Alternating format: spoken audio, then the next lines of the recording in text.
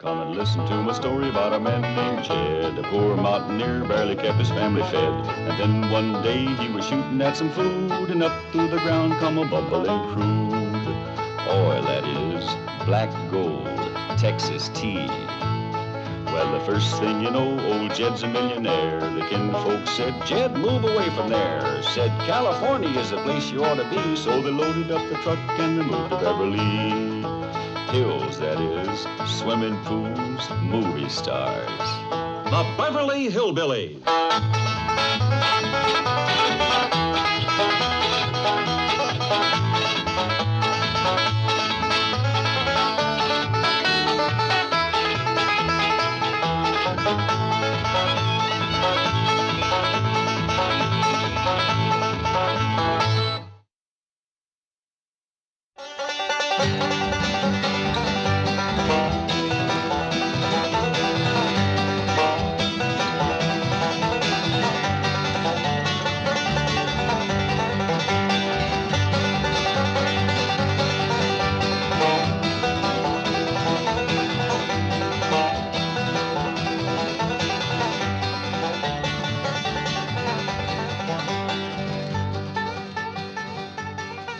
Please don't bother me now. Later. This is Flatt and Scruggs. You? Yes? You assured me that you were not coming in this morning. I took you at your word. And if a secretary cannot trust the word of her employee, then I ask you, whom can she trust? Gee, I'm sorry. It wasn't my fault. You see, this appointment... Now, wait a minute. You're having a hootenanny in my office, and I'm apologizing? We are not having a hootenanny. I was merely holding an informal meeting of my folk music appreciation group. And on our own time. Well, have it some other place. I'm running a bank, not a barn dance. Who are these characters? Lester Flatt and Earl Scruggs, progenitors and acknowledged masters of that style of music known as bluegrass. Bluegrass, schmoograss. Get all this stuff out of here. That is something I think you should know. Mr. Flatt and Mr. Scruggs are visiting here from Nashville. Nashville, Smashville. Ouch. They are the house guests of Jed Clampett. Clampett, schmampett. Jed Clampett? My Jed Clampett? They're staying at his house? Yes, with their wives. You see, Flatt and Scruggs are old friends of his from back in the hills. Well, just don't stand there plugging this record player. I want to hear these boys. Nashville, too. Yeah, that's my favorite city. Say, those boys are good. Pipe that music to the bank speaker system, and then we'll drive over to the Clampetts and meet Earl and Lester in person.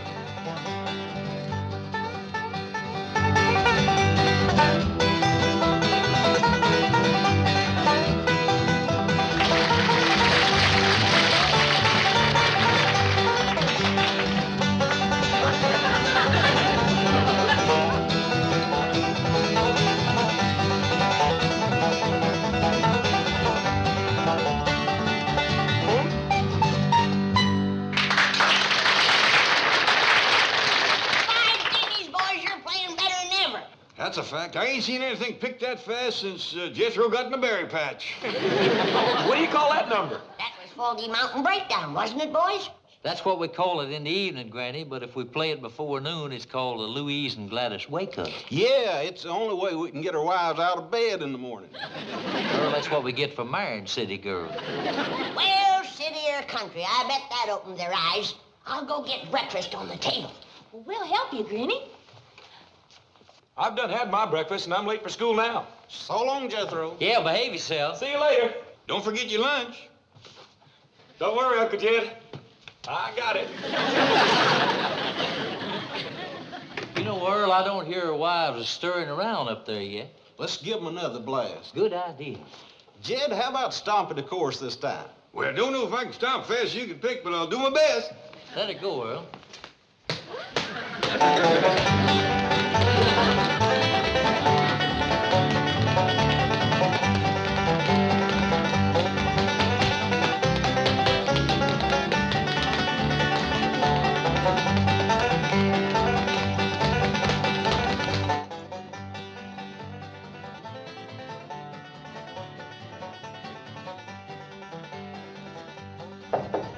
Come in. I see it woke you up, too. Woke me. I think it woke my my aunt in San Francisco. Imagine at the crack of dawn like this. Why, it isn't even 10 o'clock yet. Well, Louise, that's what we get for marrying country boys. Yes. But you know something, Gladys? I wouldn't trade our husbands for Cary Grant. I wouldn't either. We'd be fighting over him constantly. What are you going to wear today? I don't know. May as well wear our house dresses. I suppose our husbands will want us to continue our cooking lessons from Granny. Oh, no. I'll never learn how to make those country dishes. You know, I flunked grits and jowls yesterday. I don't know how I did on my fatback and collard greens. Did you taste them? Yeah, you flunked. When Lester and Earl asked us to come to Beverly Hills and stay at a millionaire's mansion, I had visions of upstairs maids, breakfast in bed. Dressing for dinner and rubbing elbows with movie stars. So what are we doing? Learning how to make chitlins, Granny style. Oh, do you remember the 3 different kinds? Are you kidding? I had a chitlin nightmare last night. What do you mean? Well, I dreamt I was a chitlin, all 3 kinds. I was hand-slung, stump-whipped, and dog-pulled. Oh, Louise, we've got to get away for a few days. My aunt in San Francisco. We'll fly up and visit her. Marvelous. But will the boys let us go? They will if we approach them right. How's this approach? I like it. Come across the hall and help me pick out my working clothes. I think I hear them stirring around up there, boys. Are you girls out of bed yet? Yes, Lester, darling. How soon you be down? Just as soon as we're dressed, Earl, sweetheart. Get a move on. We will, Angel. I know you boys picked out a couple of sweet ones, didn't you?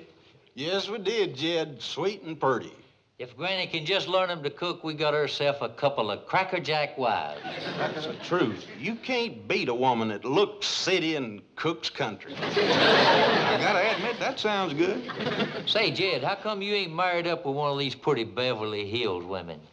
Why, shucks, Lester.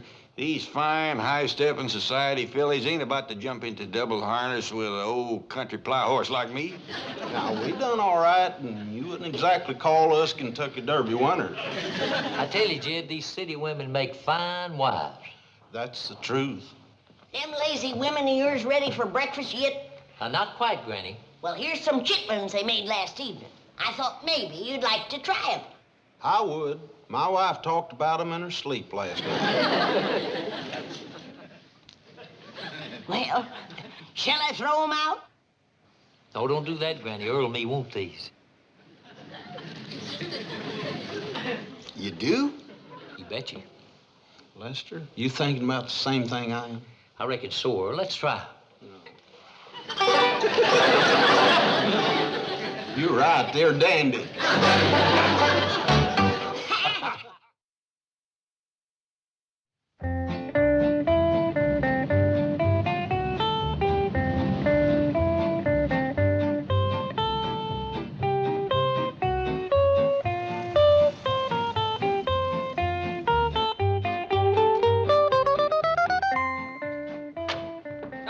Chief. Throughout the length and breadth of our land, the artistry of Lester, Flatt and Earl Scruggs epitomizes the sturdy, vital music of our native soil.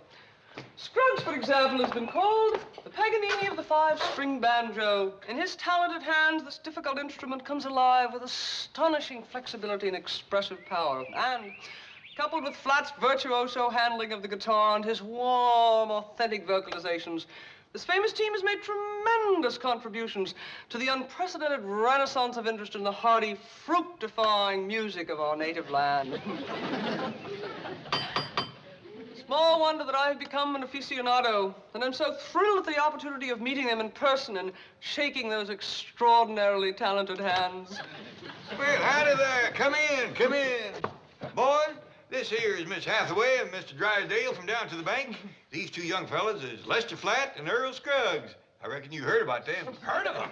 Why, I'm an aficionado of their music.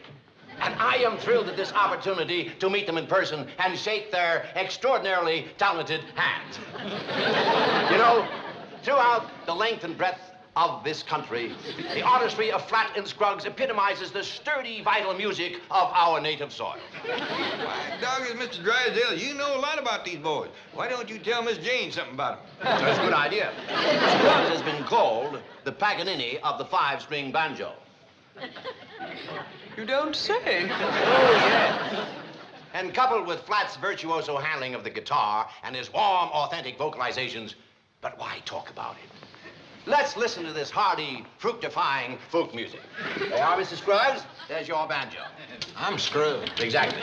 Well, you get your guitar, and Miss Hathaway can hear some authentic crabgrass. Bluegrass? Exactly. She's catching on already. I ain't waiting no longer. Everybody to the fancy eating room for lunch. Lunch? What happened to breakfast? Too late. Lunch is ready. Now, come on, everyone to the table. Shoo, get. But Granny... You two, move on. But Mr. Flatt and Mrs. Scruggs are going to do something for us. You betcha they are. They're going to get their wives to the table. We will for a fact, Granny. Y'all go ahead. We'll be right in. By the time them city women get up, we'll be having supper. You know, Earl, I'm commencing to get aggravated at their wives. Me too, Lester. Me too. Sometimes I ask myself a question. Why did I marry a city woman? Me too, Lester. Me too.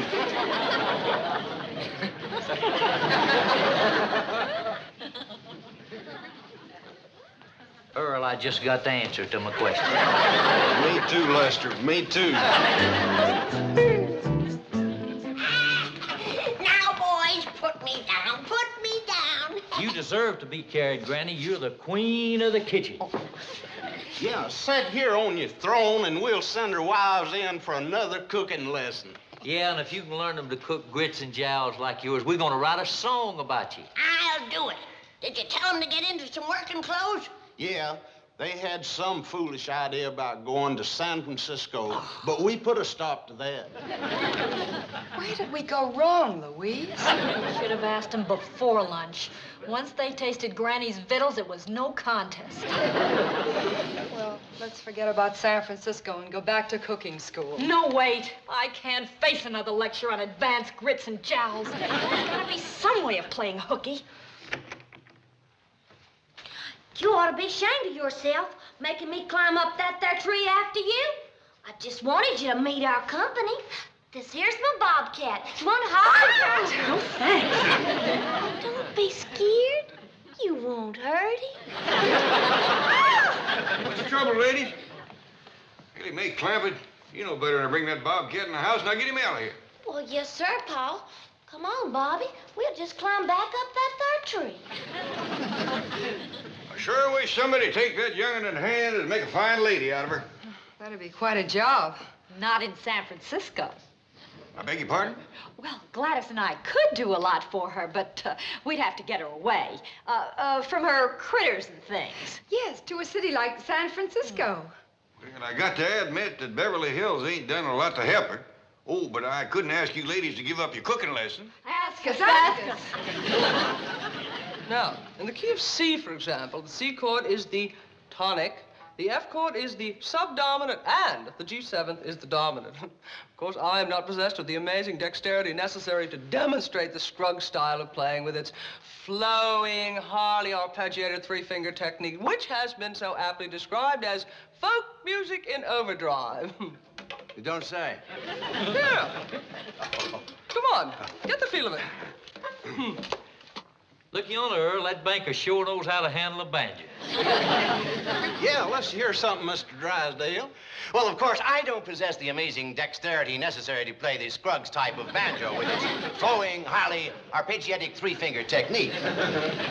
Incidentally, Earl, my favorite key is C, with its subdominant F chord and its dominant G7. Man, I wished I knew as much about banking as he does the banjo. Then what do you do? Lester, are you boys planning any personal appearances while you're out here? Well, just one, Mr. Drysdale. We're hoping to play for Jed Clampett's wedding. What's this? Mr. Clampett is getting married? Well, if we could sell him on the notion, that's one reason we brought our wives along. Right, Earl? Yes, we hope it'll answer this question. Can a man from a little cabin in the hills find happiness as the husband of a beautiful and educated city woman? You two certainly seem to have found happiness Pretty near. Yeah, just a grit and a jowl away. Well, speaking of your beautiful, sophisticated city wives, how did you happen to meet them? We were playing an engagement in New York City, and we held an audition for girl singers. Yeah, there must have been 300-400 girls showed up. And Gladys and Louise stood out from the crowd. They must have had beautiful voices. You know something, Earl? We never did find out if they could sing. Chief, that's how we can find a wife for Mr. Clampett. What? Well, he's too shy to look for himself, but if Mr. Flatt and Mr. Scruggs hold another audition right here, he'll meet dozens of beautiful girls in spite of himself. Say, that's a good idea. Now, hold on. Their wives might not think so. Yeah, they know we don't need a girl singer. Yes, that's right. With their wives around, there might be trouble. Oh, that's too bad. Sorry to be so long getting Ellie out of the tree, but I don't climb as spry as I used to. Pop says you're taking me to San Francisco. Well, yes, if our husbands will let us. Well, let's go ask him. You do the talking. Be glad to. Now, come on, Ellie Mae. Go on upstairs, get yourself packed.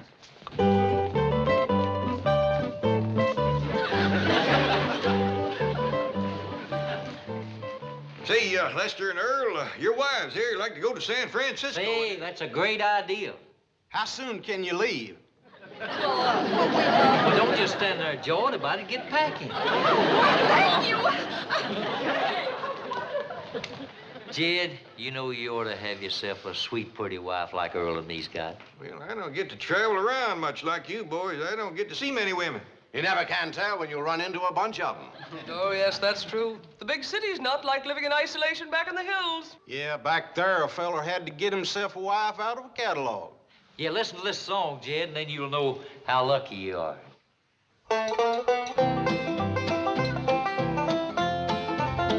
Get you a mail-order bride. A hillman leads a lonely life. A hillman needs a loving wife. A mail-order bride. He's got a mule, he's got a dog, but what he needs from the catalog is delivery of someone to love without fail. Without fail. Without fail by the U.S. mail. She'll help him raise a chicken. She'll cook and sew and bake and help him raise a dickens and rub away each ache. She'll help him raise a brand new barn and then she'll play her ace. She'll raise a little wrangler just to help her around the place. Get you a mail-order bride. She'll burn her brand right on your heart and you won't even feel it smart. A mail-order bride. As you ride home the long last mile, she'll make you feel it was all worthwhile. You'll be full of pride, so satisfied. You order a mail-order bride.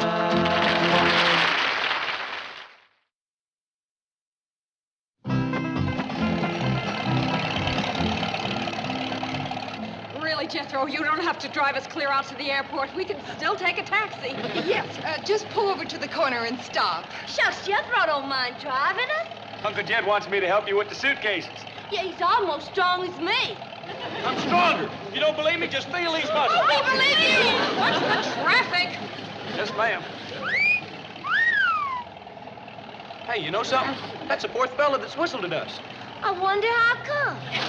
Probably the truck, honey. Yeah, I reckon.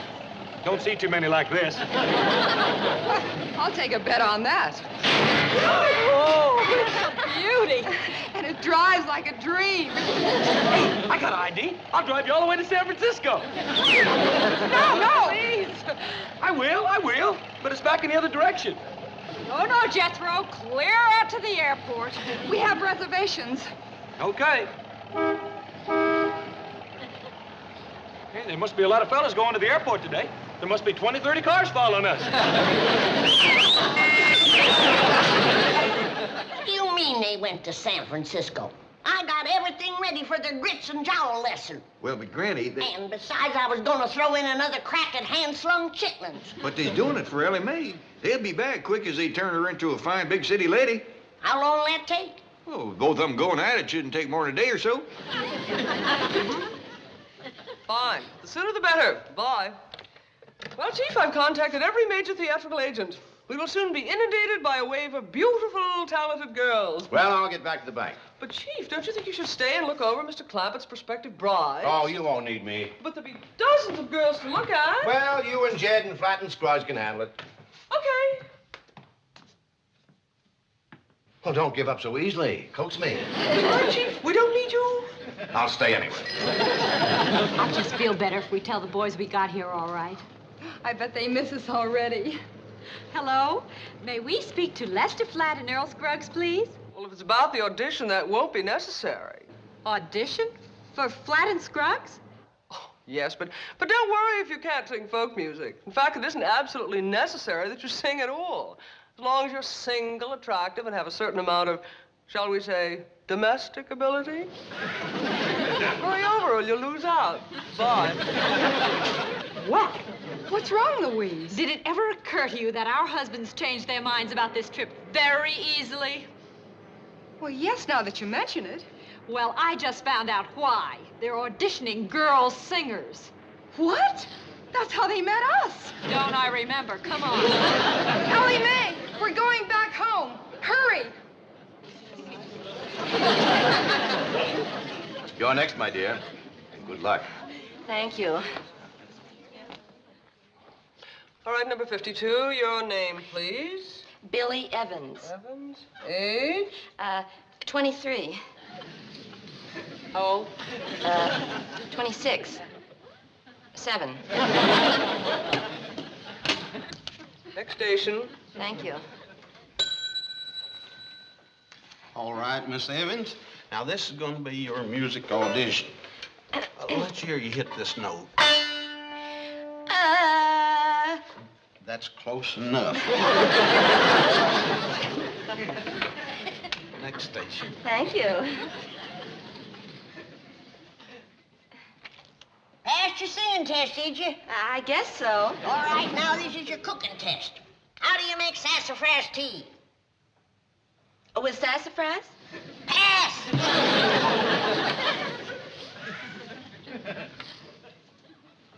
Now, let's see you sweep. All right, ma'am. Thank you kindly. That'll be all. Right out this door, please. Thank you, ma'am. Well, Jed, what did you think about that one? Well, it sure beats me, Lester, how you can pick a singer without hearing her sing. Well, Jed, you know, the finest career that a woman can have is getting married and making a home. Now, what did you think about her as a possible wife? For who? Well, you, for instance. Now, Lester, you've been edging around that question. I think I ought to tell you something. Yeah, what's that? If I ever do get married, I want to keep my wife here at home.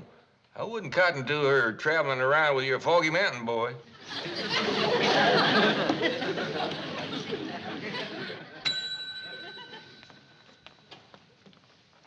Gladys and Louise just came in. Tell them to get in line, Chief. No special favors. Where are our husbands?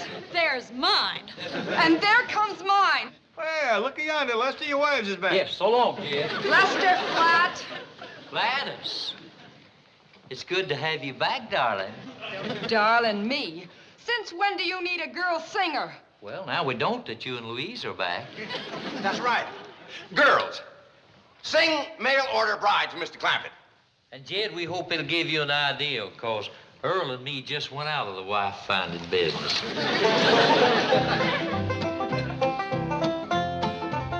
Get you a mail order bride. A hillman leads a lonely life. A hillman needs a loving wife. A mail order bride. He's got a mule, he's got a dog, but what he needs from the catalog is delivery of someone to love without fail. Without fail, without fail. By the U.S. mail. Get you a mail order bride.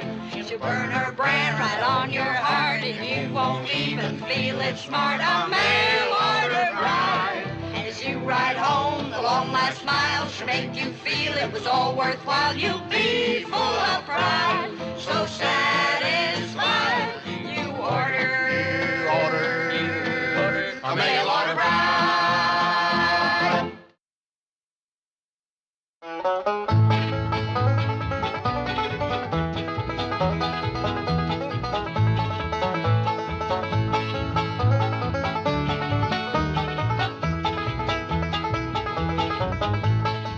Now it's time to say goodbye to Jed and all his kin.